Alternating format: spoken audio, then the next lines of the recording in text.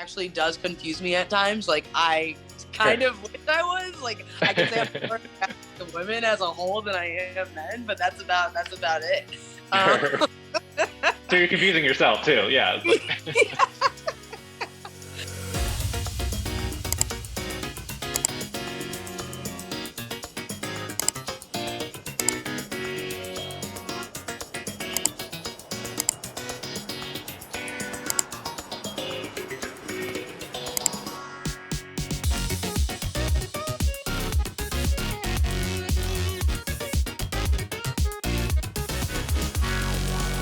Hello. Hi. How's it going? Good. How are you? Good. I'm so glad we finally got to connect and do this. I know. Sorry, I'm all over the place and busy as ever, as you can imagine. But I was really happy that you invited me to be on here. So thank Yeah. you. No, thank you. Yeah, I was like, I'm gonna ask her, and if she says yes, then she says yes. And no, I totally get it. You are probably like insanely busy. Actually, speaking of, I just developed. So I don't know if you saw this morning, but I posted a photo of a recipe I just developed for a vegan lemon loaf. Mm. And because I used to be obsessed with the Starbucks vegan lemon loaf, and I was like, I need to recreate that. And honestly, it's freaking good. I trust you because I've seen your stuff and I've made some of your stuff, so I'm gonna have to check that out. I love anything citrus, Oh, also anything in a loaf. Yeah. yeah, sign me up. I have to give my husband told me, he's like, please tell her I say hi. He's like, I love Oh, her. And so I was like, okay, I'll tell her. And we tell her made your, I will. We made your it was like the collard greens with the fried um oyster mushroom. mushrooms. Yes. And those were so good. Um we had never really had oyster mushrooms before. And so we were like taking bites like this is good, and we feel weird, but it's so good. You know what I mean? That weird like Yeah, balance. are a whole new territory. Yes. And if you're not used to them, it could be weird, especially there's a lot of different textures and everything. But I actually did like a riff off of that oyster mushroom recipe and created like a Nashville kind of honey hot fried chicken sandwich, and it was so good. So that recipe is coming soon. Ooh, yes. Yes, please. Um, do you find like, so you're vegan? Do you Mhm. find like, how did you get? I guess how'd you kind of get to being a vegan? Was it just through discovery of recipe developing, or was it like a decision? Yeah, so actually, my parents raised. So I come from a huge family. There were 7 kids. My family raised all 7 kids on a vegetarian diet once they moved to the States from Jamaica, and I stuck with that. Some of my siblings now eat meat or whatever, but I always crack up because they'll come back to me every couple months and be like, "I'm gonna try this vegetarian thing again. Give me some recipes," and it always cracks me up. But yeah, so deciding to go vegan happened about 2.5 years ago at this point, almost 3 years. And initially it was actually because I was going through a lot of health issues. Some of my triggers, which is really sad, avocado is one of my triggers, like breaks Oh. breaks my can't even deal. I love guacamole. Oh. But all things dairy, and even I have an egg allergy, which I had no idea. So I was really sick for majority of my life, not understanding why. Sure. And the doctors would sometimes be like, "Oh, it's probably, dairy, blah blah blah." I'd had a couple tests, but later on in life, I developed an egg allergy, which was really random to me. So it was kind of like, okay, well, I wasn't really planning at that point to go vegan. My parents were they've been vegan for like 8 years, and they were always like, "Chrissy, you got to do it. You got to do it. I swear it'll help." And I was like, whatever. Yeah. Right. I was like, so good. Don't play me like that. You're like, whatever, mom and dad. Yeah. Right. Exactly. And then as it turns out, so it was just an easier transition. But then, you know, for me, I also started reading more about the environmental impacts of the meat and dairy industry. And honestly, just the cruelty in the dairy industry shocked me. I didn't know that was a thing, really. Like I was ignorant to that. Sure. But of course, you can do things like supporting your local farms and things like that to avoid supporting those factory farming industries to begin with. So that's always an option. But for me, my health and my diet kind of came first. So it was an easy transition. Yeah. I mean, that stinks that like it stinks to discover something and also to deny the things that you love. Like these aren't the things like they love me. I love them. Like they're not hurting me. Right. Uh, Exactly. Yeah. but yeah, my husband and I were vegetarians, and Mhm. he's been one for about 6 years. Oh, Me fully probably the last two or so. For a while, mhm. it was like flexitarian. I would only have like meat once if we went out to eat. But I think for him, it started like, let me just see if I can do this. And then as we kind of went through it, it was the education of it. Right. Just realizing like, oh, this is smarter. Like just the environmental impact and just like learning about it as we go. Like that sort of shifted from like a challenge to like a lifestyle. Yeah, exactly. Right. And like I always tell people like, yeah, even though I've been on this journey for, almost 3 years, like I faltered. Like I went to New Haven, Connecticut, the pizza capital of the world, and like was like, there's no way I can't have a slice of cheese pizza Sure. about it.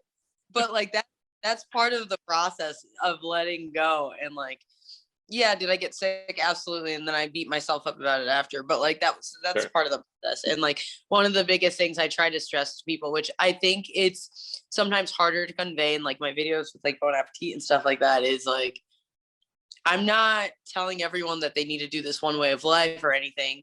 But what I am always going to do is encourage people to eat more plants, because the American diet's disgusting and really largely based around processed foods and meat. Um, like when people say ew vegetables, that freaks me out. Like, do you care about your health? Value your body. Right. So that's part of my message. It's not like, ooh, there's one way to do this. It's like, hey, there's multiple ways to get to certain points, but all that's the most important thing is like reducing meat consumption and eating more vegetables and fruits. And So I think yeah. it just comes down to like once they don't know what's out there. I think people that like it either make the argument for like lack of protein, like they're scared to do it because they feel like they won't find protein. I feel like I have found way more protein since Yeah, becoming a vegetarian, and I think it's because you have to seek these things out. you do. Um, The learning process. yeah, and I think I mean, I don't know, I love tofu, and I feel like people are always like, oh, tofu, and I feel like you just have to learn how to cook it. You have to That's learn how to it. work with ingredients. Yeah. Connect more. Right. I was going to ask, in terms of your recipe developing, do you feel like you have to like incorporate some of that education into your recipes when you're doing it, or are you just kind of like, here's this vegan recipe, make, you know? I always incorporate education nuggets whenever possible. That's just how I am. It's actually funny. Like everyone's like, "Are you sure you don't want to be a teacher or blah blah?" I'm like, I absolutely don't want to do that. But my style of speaking or carrying you through a recipe is always educational. I guess that's just what I naturally tend to do. Um, but I think it just makes it more interesting and can be eye-opening for a lot of people. Like introducing people to aquafaba as like an egg replacer and things like that has been really cool. So yeah, it's kind of Yeah. just part of the cadence. Right. I feel like, yeah, if you come across, sure, if there's certain recipes where like it's maybe not, you feel like you don't have to educate on something, but like aquafaba or something like, oh, okay, people might not know what this is or how to use it. Hmm. Yeah, sure. Um, let's talk about this past year for you in terms of Bon Appetit. How has that whirlwind been for you? It's been amazing. Like I am just extremely thankful to have such a huge platform to share my love of cooking and baking on. Like I feel extremely lucky. I'm a small town girl that does my thing. I've been cooking and baking since I can remember. And I've always been really passionate about it. And I've always wanted a platform to be able to share my recipes and develop recipes. But I never really knew the way in. Sure. or like how to go about that. So, you know, I started reaching out to like local papers and things like that, and like trying to find my ends that way. And then, yeah, and then I landed this opportunity with Bon Appetit, and it's been really pleasant, very positive. And I'll say like the only thing that can be a little overwhelming is like being the first vegan on the platform, For sure. and B, like not so what there's difficulty with that because it's like when you think about shared experiences and things like that, like I can connect easily with vegetarians too, but like I cannot connect with you over a meat dish because I ate meat for like 2 months of my life, 3 months of my life. And it was like a very experimental part Sure. of eating for me because I wanted to understand how to make like good plant-based alternatives and like what vegan food or what vegetarian food was maybe missing. And that was really Sure. eye-opening for me. But I mean, like at the end of the day, I determined it doesn't really matter. All that matters is that you're creating really delicious food. That's all that's needed. And so that's always been my philosophy since then. But like, yeah, so like not really being able to you know, relate on certain topics can be difficult at times, but at the end of the day, I have a really cool team and everyone's really open-minded and accepting. And I don't know, it's been a cool journey. That's awesome. Yeah, I mean, I feel like it just kind of like you were thrust into it, and now you're like riding the train, and you've got to like keep riding the train for as long as you Yeah. can. And I'm like a pretty anxious person. Like right now I'm twiddling my thumbs. No, no, I don't want to make you anxious. No, that's just how I am because I even though I'm like extroverted, I have a little bit of like this introverted side to me where Sure. I don't it's a weird thing. But um so like I remember the very first couple of videos I was doing, and like I had such a hard time with them because like it is overwhelming to have like a camera crew and everything like that. But you build relationships and you get over it, and now I'm comfortable and it feels really nice. Like I get to just get on camera and be myself. Yeah, I feel like yeah, you kind of have to get over that hump of like I'm talking to no one, you know, almost like I'm talking to this camera. There's no one responding to me, you know. Um, Yeah. it can be weird. Yeah, because I've never done like actual recipe videos like that where I'm just like teaching to the internet, you know, as a whole. But yeah, I mean, well, I will say your videos are great, and it feels supernatural. So don't sweat Thank it. you so much. I appreciate it. Yeah. What was remind me again what the rum one that you just recently Oh had come yes, out? the coconut rum soaked fruit sundae. It was really good. So I had macerated the berries in rum and sugar, and they got all boozy and juicy, and oh, it was so good. It's like simple and refreshing. That was for the June issue of Bon Appetit magazine. They had like a short is sweet series, and Right. so I had to make a recipe that could come together under 30 minutes. Gotcha. Which can be hard. Yeah. Oh my god, that I would say that was the most difficult part. I'm like, ooh, what about this vegan cheesecake recipe? It's like, no, the chill time's 18 hours. Can't do that. So it was like, even if it comes together in 10 minutes, like it needs to be start to finish 30 minutes. That's it. But I figured it out, and I had fun with it, and it was delicious. So it Good. was No, cool. I mean it looked amazing. It looked like perfect, like hot summer day treat to make. Uh, I'm looking forward to being able to like sit outside and enjoy things again. We've had cicada season here, Oh man. and in nuts. I am like very near level, like phobia levels of like insects. Oh no. And so like if you ask me that like a swarm of cicadas are about to like take over our neighborhood, it's like, yeah, yeah, pretty much just gonna like People are, break out and like by the way, people are eating cicadas, eating. eating them. Like apparently they're in the same family as shrimp. Oh, I know. no, thank Sorry. you. Am I? I see those on like cupcakes and I'm like, why?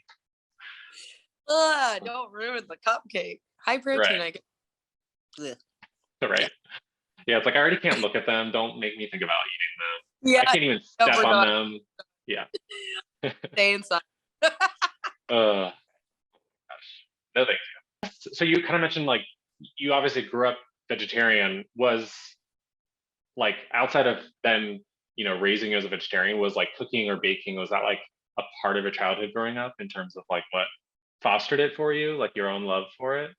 It was, but not on my parents' end. Like, all right, so in Jamaican cooking is not very like dessert heavy at all. Like they'll Okay. do like rum soaked fruit and cakes and things like that, but usually just for special occasions. So like Christmas, Thanksgiving, um, just like random or like a birthday, for example. So sweets weren't really like a huge part of me growing up. But I made them a huge part of me growing up because I would go to my neighbor's house. I had these neighbors that moved from Argentina when I was to Connecticut when I was like, I want to say 11.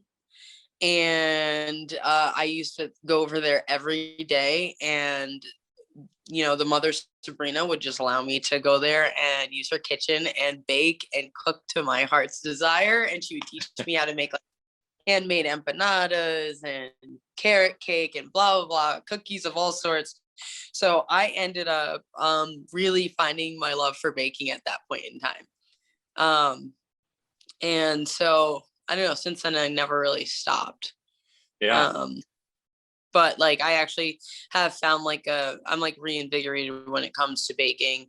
That kind of happened during quarantine, I would say. It was already happening beforehand because I really wanted to corner like the vegan baked goods market because I thought a lot of the baked goods that I would get out were crappy. So I wanted to like Sure. elevate that. I was like, no, we can do this. Like, only thing you're missing is eggs. There's pretty good butter substitutes now. Like, Country Yeah. Crock is really good for baking. The Country Crock avocado oil sticks, really Mm, good. So I'm like, there are mostly good alternatives out there. Yes, you have to like kind of reinvent the wheel when it comes to ratios and understanding what's going to work and what's not going to work, and like if this amount of baking powder is going to make my cake fall flat or not. But that's part of the fun. That's part of the sure. experimentation. Um, and I feel like once you get a really good base for anything, whether it be cookies, cakes, scones, whatever, then you just amplify it with whatever flavors you're feeling that day, and you have fun with it. So Right. that's been I think that's that's been a lot of fun. I think that's part of the fun of baking. I mean, in terms of like, especially recipe developing, it's like Mhm. I've had to learn kind of how to like deal with the mistakes and messing up because I always hate like the ingredients even. Mhm. And but I feel like part of the fun is just kind of like messing around, even if it's a new technique or new kind of ingredient that you're working with. I think some people see it as intimidating because they're like, Absolutely. I don't want to work with pastry or this kind of dough, and it's intimidating. Mhm. But I think you just kind of gotta have fun with it. And Well, I think it's interesting because a lot of people that I know that are chefs like don't necessarily like to bake. They just mm, like cooking aspect and they won't dabble into baking. And that like just at like all. I'm like, the world is your oyster. Just go ahead, try it, experiment. I mean, I don't know. I feel like I wouldn't be a chef if I didn't try to encapsulate all of the experiences of both baking and cooking. Even if I'm a stronger cook than a baker, I'd say I'm a pretty good baker, and I like that, and I'm always constantly working on improving those skills. So I feel like one can only help the other in terms Mhm. of like whether it's technique or it's how you work with an ingredient. I feel like there's so much crossover, and I feel like even Absolutely, just savory baking, even like there's some level of cooking involved. exactly. Yeah. Yeah. Why limit ourselves to one avenue? No, I'm not about limiting myself. What what would you say? I guess like if you're going to a bakery, what would you say you're like the thing if it's whether it's a vegan bakery or whatever, like what are you picking out? Like what's like the one thing that you're probably looking for? Honestly, I am a sucker for scones. Like I am a sucker for scones with my coffee, and I really love coffee cake. Like obsessed with coffee cake. Mm, yes. That's been an obsession since I was a wee child. Like coffee cake and cinnamon buns. Like forget it. So those are probably my go-tos, I would say. How about yourself? I feel like I'm probably going for some sort of like flaky croissant pastry situation. I just can't get over like flaky layers like that crunch together, whether there's anything else in there. Yeah, no, Uh, you're right. Croissants are always a good, I would say. So I when I used to work at Apple, there was a coffee shop around the corner, and I would get croissants as like my snack. So like that'd be like my midday snack, like a flaky croissant. yeah. Yeah. Yeah. Croissants are the best. I'm actually working. My next thing is developing a flaky, buttery vegan croissant. I have Mm, like, you know, Dominique Ansel. yes, Love love him. him. Yeah. Love him. So I have like a masterclass subscription, and like I've been watching all his videos, Uh, and I'm trying to adapt his croissant recipe and make like a vegan version based off of that. So yeah, I'll see he my is like, I mean, it's a masterclass, but he is a master. He is just so, oh my god, attention to detail, all the little yes, details. yes, but also like somehow feels so down to earth, you know? I do. I Like, I do. feel like I could hang out with him, but he's like Yeah. so professional, you know? It's like Uh-huh. crazy. Could not agree more. Well, that's good to hear. I feel like I'm gonna have to check out those master classes because I have definitely seen those. Between him and Gordon Ramsay, I do look at Gordon Ramsay for cooking techniques a lot, but Dominique is one of my bigger like people that I'll look to for like baking techniques and things like that. So it's pretty cool. Awesome. I feel like he just opened one in like Tokyo or Japan. Like he opened it. What? I didn't Yeah, realize I'm like, that. I feel like I just saw it or something, and I was like, okay, just like You're probably going international. right. Right? Go off. That's cool.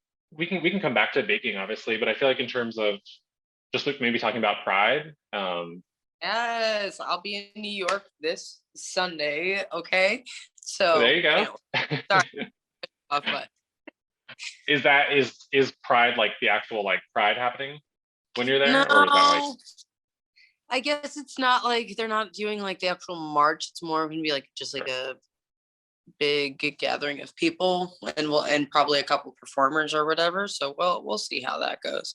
But sure. I've Yeah, I gone feel to like this year's still like trickling in with like the normal things, and then next year will be like hopefully yeah, exactly. right. Well, okay, so you identify as bisexual, Hmm. and we kind of talked about how like you're dating a guy, you identify as bisexual. Do you feel like people invalidate your sexuality in terms of because you're with a guy? Constantly. Like I obviously am not gonna share like where this has happened, but like I've been on several interviews where they've been like, oh, like can you send us your bio or whatever? And I'm always like Christian Tracy, because my real name's Christian, by the way, is like a Oh, black bisexual, like chef, from Connecticut, blah, blah, blah. And somehow that always skips the bios. And I don't say anything, but it right, always gets like taken out. And it's like, clearly that is in my bio because I want, people right, to know, like, I have just become like more comfortable. I won't even say I'm fully comfortable with it, with my sexuality, just because like I come from a super religious family, but yeah, it's something I've known since I was like 10. So it's funny. Like right, I for a long time I like or not for that long, but like for a couple of years after realizing it, I definitely had like internalized like homophobia. And I was like, all right, this doesn't make any sense. You know what I mean? And like sure, getting through that conversation in my head. And then finally, when I was like 20, I came out to some of my sisters and my friends and everything like that. And it was, obviously I was happy and thankful because everyone, fully accepted me for what it was and everything like that. But yeah, definitely deal with a lot of invalidation because I'm currently dating a guy. So sure. that could, Because you could probably feel like you have to constantly prove like like, and you can't. It's just kind of like you you have to can't. accept that I'm bisexual. It's like that's the only option. Like, I don't know why that's still such a paradox to society, but you know, Right. hopefully, I don't know. I think there needs to be more of a normalization around just love is love, which is what the gay community is always preaching. Because like you never know, like whenever. I mean, I understand people can be hard straight. Like you could just be straight. Like I understand that, but part of my part of the way I am is I will never close myself off from a situation. If I feel feelings for someone, I feel feelings Sure. for someone. I don't care what it is. I don't care, what your sexuality is or what I thought my perceived sexuality was. Sure. And I think when you box yourself in, that you will never really know who you are until you figure it out. But that's just what I've discovered. And obviously, again, I think it's a unique perspective as like bisexual. Like I'm not hard set one way or the other, which actually does confuse me at times. Like I kind of wish I was. Like I can say I'm more attracted to women as a whole than I am men, but that's about it. Sure. So you're confusing yourself too. Yeah. But yeah, no, I definitely think yeah, just being like open to experiences and to leaning into whatever your feelings are is important, and important to discovering who you are and where you're at in life. And I feel like it comes down to like, I mean, every generation I feel like is leans more and more into that, like Mhm. generations below us are like way more open and way more accepting. And I Mhm. feel like the ones after them are going to be even more so. And I think it just comes down to like having representation in whether it's media, society, Mhm. our peers, because I feel like for our parents and their generations onward, like there just wasn't that. So that was It was never like a thought in their head that like there was ever an option. It was right. always you're straight. Mhm. So I think as these newer generations come up, I feel like it's just going to be easier and easier is my hope. Right. I agree. Yeah. Soon everyone will just love everyone and everyone will be together. Yeah, figure it out for yourself, but like don't I think it all comes down to like I hope everyone eventually gets a chance to figure it out for themselves without having society pressure them into who they think they should be. And that's it. Right. Yeah. And also coming out when they feel the time is right. Because I mean, and not feeling like you have to come out. I feel like Mhm. coming out will become less of a thing because there was such a pressure. I feel like, especially for me too, to come out. I grew up super religious. We were Yeah. Lutheran Christians, and Yep. yeah, like it. You know, we went to church every Sunday. Like, my mom was like the youth group leader, and my family's super great now, and I love them all, and they've accepted Mhm. me with open arms, which I feel really grateful for. But I could never, even if I drove back to my hometown, I feel like my stomach clenches. It because that it felt like where I grew up and high school it felt like a lie up until Right. 19, and it feels like going back there. It was like I don't even know who that Josh is. Right. Um, which so it's hard, but I feel like kids nowadays they are accepting who they are a lot earlier, and they feel like Mhm. I'm gonna start dating someone, and that's sort of like the coming out, and Yeah, they don't have to make this like Facebook account. huge statement or yeah, you're right. But Good for them. For I hope we continue on that trajectory for because sure, it shouldn't matter. Like it should matter to like in terms sure. of like people should be accepting fully. Um but it shouldn't matter who you decide to be with, really. All that matters is if you're happy or Right. Same with not. baking, same with cooking. It's all Exactly. With any other big decision in life, and that's it. exactly. Okay. Well, this was super fun. So, Yes. Thank you. All right. alrighty, here. Thanks for Yeah. You having as me. well. All See right, ya. bye.